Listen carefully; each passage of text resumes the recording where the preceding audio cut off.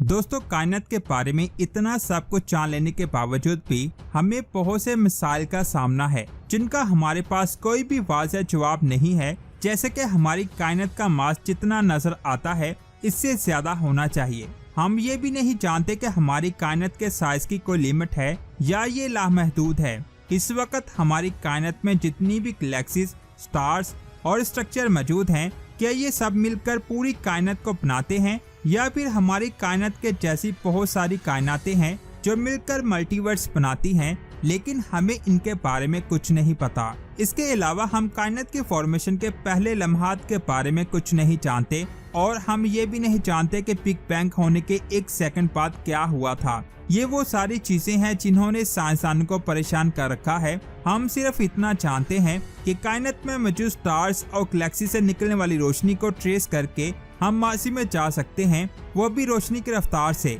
और in light को trace करते हुए हम 13.8 अरब साल पीछे बिग बैंग के फौरन बाद बनने वाली पहली गैलेक्सी को भी देख सकते हैं, जिसको इस वक्त जेम्स स्पेस टेलीस्कोप ने देख लिया है और इसके ऊपर मैं वीडियो बना चुका हूं। अगर आपने वो वीडियो नहीं देखी तो जल्दी से जाकर देखें, लिंक आपको नीचे डिस्क्रिप्शन में मिल जाएगा। माजी में जाकर हम ये देख सकते हैं कि क्या वहाँ कोई दीवार है जो हमारी कायनात की हद की निशानदी करती है। जब हम गैलेक्सी से निकलने वाली रोशनी को ट्रेस करते हैं तो हमें ये मालूम होता है कि इतनी अजीम और मुसलसल फैलती हुई कायनात में गैलेक्सीज के अलावा भी बहुत कुछ है। जैसे जैसे हम बिग बैंग के करीब जाते जाएंगे, हम उतनी अच्छी तरह हमारी कायनात की फॉर्मेशन और इसके साइज के बारे में जान पाएंगे। इसी तरह साइंसदानों ने रात को नजर आने वाले आसमान की जनूबी साइड पर एक स्ट्रक्चर दरियाफ्त किया है जिसका साइज 1.3 बिलियन लाइट ईयर है। जिन साइंसदानों ने इस स्ट्रक्चर को दरियाफ्त किया है उन्होंने इसके बहुत बड़े साइज की वजह से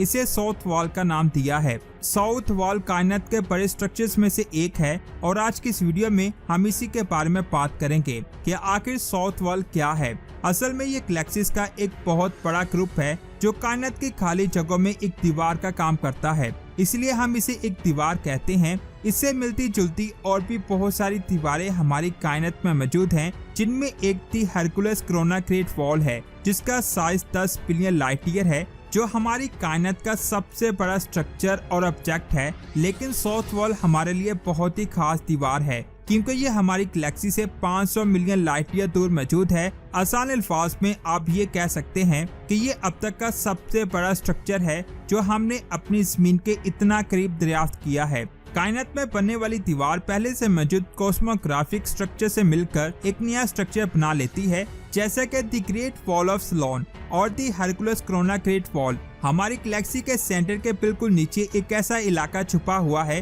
जिसको साइंसदान जोन ऑफ अवॉइडेंस और जोन ऑफ गैलेक्टिक भी कहते हैं। ये एरिया स्टार्स की गैस और धूल की वजह से इतना डेंस और रोशन है कि ये अपने पीछे आने वाली हर चीज को धुंधला कर देता है। इस एरिया के बहुत ज्यादा डेंस होने की वजह से साइंसदान इसको अच्छी तरह से स्टडी नहीं कर पाए। तो यहाँ सोचने वाली बात यह है कि अगर ये एरिया इतना ज्यादा डेंस है तो साइंसदानों ने साउथ वॉल को कैसे डिस्कवर किया जो इसी एरिया में मौजूद थी। इसमें बहुत सारे फैक्टर शामिल हैं, लेकिन सबसे अहम फैक्टर ये है कि गैलेक्सीज आसमान की तरफ कैसे मुंतकिल हुई। ये बात आप जान लें, पेरिस यूनिवर्सिटी के साइंसदानों ने मुख्तलिफ डेटाबेस का इस्तेमाल किया जिसको कॉस्मिक फ्लो कहते हैं। इस डेटाबेस का इस्तेमाल करते हुए साइंसदानों ने हमारी जमीन से 600 मिलियन लाइट ईयर की दूरी पर 18,000 गैलेक्सीज का एस्टिमेट लगाया ताकि इन गैलेक्सीज में हम उन क्वासार्स और गैलेक्सीज को डिस्कवर कर सकें जो बिग बैंग के फौरन बाद पैदा हुई, जो आज भी हमसे 13 अरब लाइट ईयर की दूरी पर मौजूद हैं।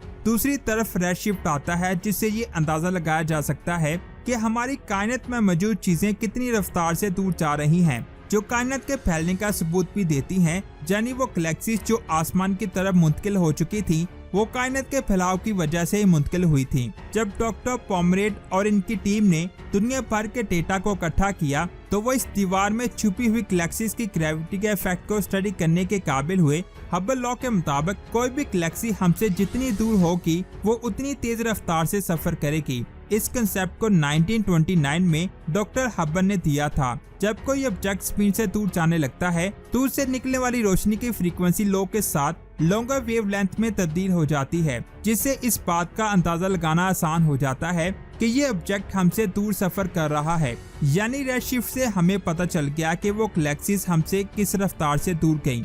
इसके अलावा रेडशिफ्ट स्टार्स और सितारों के दरमियान फासलों को मेजर करने में भी काम आता है। द कॉस्मिक फ्लो टीम कायनात के फैलाव की वजह से पैदा होने वाली हरकत को ग्रेविटी के इफेक्ट से पैदा होने वाली हरकत को अलग करने के काबिल हो चुकी है। इस टीम ने गैलेक्सीज के फासले की पैमाइश करके ये दरियाफ्त किया कि कुतुब जुनूबी में गैलेक्सीज हमारी ज़मीन से 30 मील फी सेकंड की रफ्तार से हमसे दूर जा रही हैं और इसी फैलाव की वजह से हम कायनात में कुछ ना कुछ नया दरियाफ्त करते रहते हैं। साइंसदानों के मुताबिक कायनात को आसानी से फैलना चाहिए और गैलेक्सीज को भी इसी तरह फैलना चाहिए। साइंसदानों ने यह भी दरियाफ्त किया कि गैलेक्सीज एक दूसरे की ग्रेविटी की वजह से एक दूसरे से जुड़कर अपने सेंटर के गिर्द ऑर्बिट करती हैं, जिन्हें क्लस्टर कहते हैं, और बहुत ज्यादा क्लस्टर एक दूसरे के साथ मिलकर सुपर क्लस्टर बनाते हैं, जिनका साइज अरबों लाइट ईयर तक फैला हुआ है। और इन क्लस्टर्स के दरमियान फासला आपकी सोर्स से भी ज्यादा होता है। हम जिस जमीन पर मौजूद हैं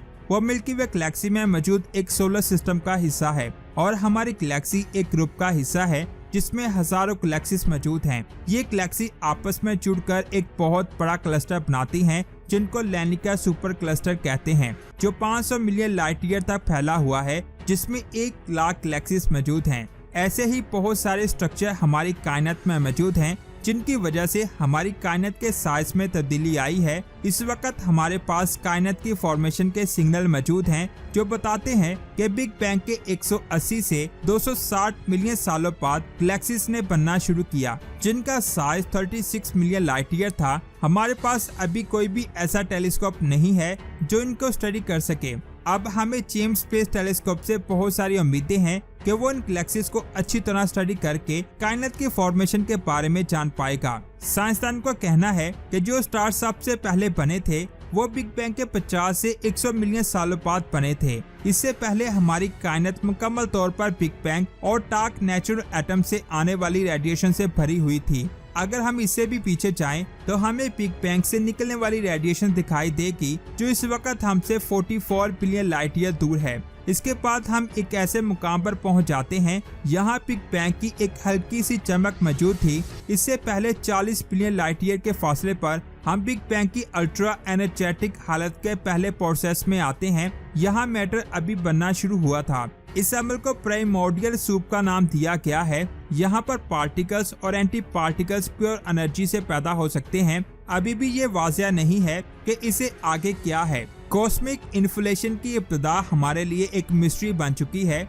जैसे कि आपको पता है कि हमारी कायनात को बने हुए 13.8 अरब साल हो चुके हैं और इस वक्त हम इतनी ही कायनात को दे सकते हैं, क्योंकि 13.8 अरब साल पहले जो गैलेक्सी बनी थी उसकी रोशनी आज हम तक पहुंची है और हम इतने ही दायरे में रहकर कायनात को देख सकते हैं। इससे आगे क्या है हमें नहीं पता, और हमारे पास जितना भी एडवांस टेलीस्कोप हो जाए हम इस हद से आगे नहीं देख सकते, क्योंकि इससे आगे क्या है, वो साइज कितना बड़ा है हमें नहीं पता और ना ही हम पता लगा पाएंगे। आप इसके बारे में क्या कहते हैं नीचे कमेंट्स करके जरूर बताएं। वीडियो अच्छी लगी तो लाइक करने के साथ साथ इसे आगे भी शेयर करें। मिलते हैं एक और अमेजिंग वीडियो में। अपना बहुत सारा ख्याल रखें। अल्लाह हाफिज।